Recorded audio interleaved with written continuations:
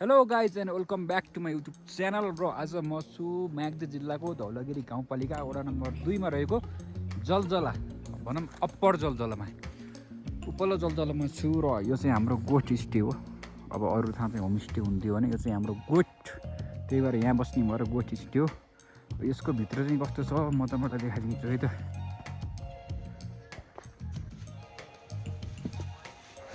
यस्तो छ हाम्रो किचन सेटअप भयो। चाहिँ हाम्रो दाई हुनुहुन्छ, फुल दाई। ठिक छ दाई होइन, हाम्रो चाहिँ जस्तो अब होइन ठिक छ। यो चाहिँ हाम्रो सुत्ने ठाउँ हो। अब यहाँ चाहिँ हामी यो ठाउँमा चाहिँ पहिला म यही सालको तिजको बेलामा आएको थिएँ। अनि तिजको बेलामा आउँदा चाहिँ हाम्रो केही पनि खुलेको थिएन, केही देख्न पाइएन। र अहिले चाहिँ म्याग्दीको दरबाङदेखि यता धोरबटन बाटो जोडेको छ भनेर न्युज पनि आइरहेको थियो। अनि त्यसो भए बाटो पनि हेरौँ। अनि अहिले चाहिँ विन्टर सिजनमा यो हिमालको रेन्ज पनि हेरौँ भनेर हामी चाहिँ यहाँको आउने बेलामा बाइकमा आएको, दुईवटा बाइकमा।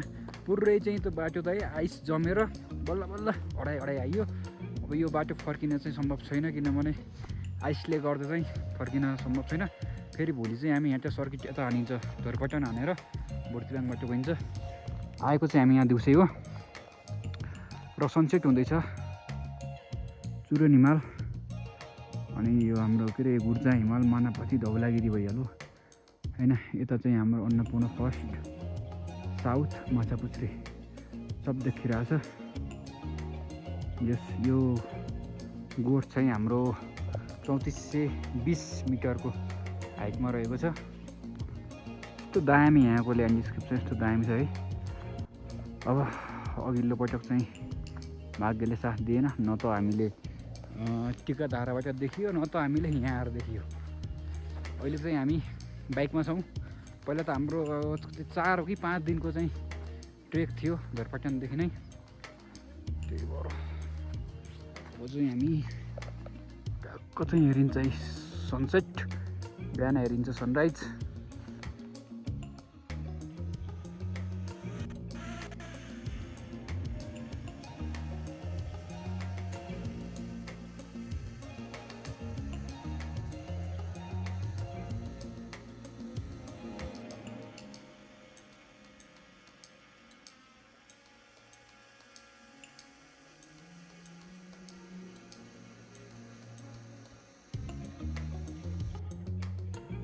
यही हो, ल हेर्नुहोस् है हिमाल चाहिँ राम्रोसँग हेर्नुहोस्।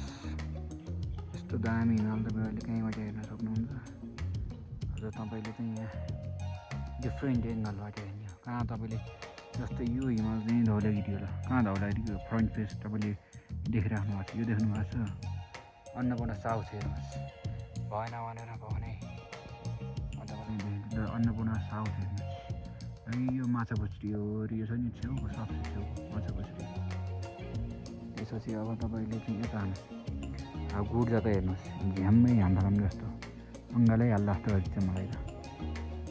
यस्तो चाहिँ आउनुहोस् है, आउनुहोस् अरे हो घुम्न चाहिँ जलजला चाहिँ आउनुहोस्। अन्त बाटो पनि छ, बाइक मजाले आउँछ। गाडी छ भने गाडी लिएर पनि आउनुहोस्। अन्त बाटो कस्तो लाग्यो? बाटो बाटो त आइसमा चिप्लिँदै आइयो नि। त्यही त, भोलि हामी जान्छ कि नि दाइ? भोलि त उता ढोरपटनतिर जाने, सर्किट हान्यो नि दाइ। त्यही त, अहिले चाहिँ यहाँ यस्तो यो 8500मा किन्छु भन्नुभयो। के अरे दाइ बक्कु दोचा यो अघि भेडाको उनबाट बनेको। यसले चाहिँ पानी पनि फिल्टर गर्छ, पानी सर्र तैरेर जाने, हिउँ तैरेर जाने। पानी पनि यो रेनकोट जस्तो तातोको त्यो चाहिँ हावा छिर्दै नछ नि, त्यस्तो रहेछ। अहिले तपाईँलाई पसिना आइन्छ नि भित्र पसिना आइन्छ त्यस्तो हुन्छ है।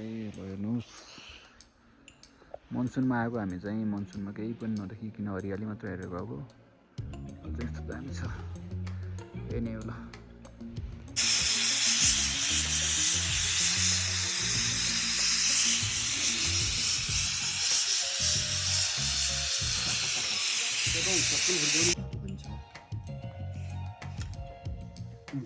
बाबुलाई मलाई केही पर्दैन।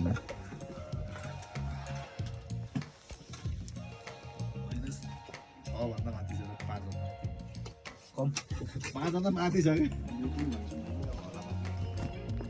सो गुड मर्निङ फ्रम जलजला। अहिले बिहानको ठ्याक्कै 7 बजेको छ र हाम्रो चाहिँ फर्स्ट सनराइज चाहिँ गुर्जामा परिसकेको छ है। अब यो टाइम ल्याप्स हान्न चाहिँ अलिक सकिएन किनकि यति चिसो छ बाहिर है, अन्य निस्किन पनि सकिएन। अनि त्यसपछि यहाँ उठेर तत्त्व पनि खाएर आगो तापेर अनि चिया खाएर मैले चाहिँ बाहिर निस्किन सकियो।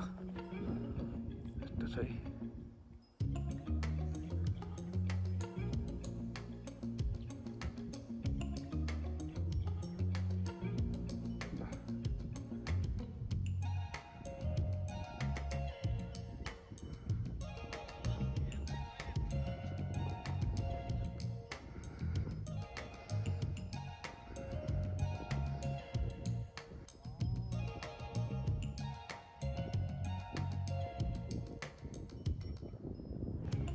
ठ्याक्कै पछाडिबाट चाहिँ घाम झुल्किरह।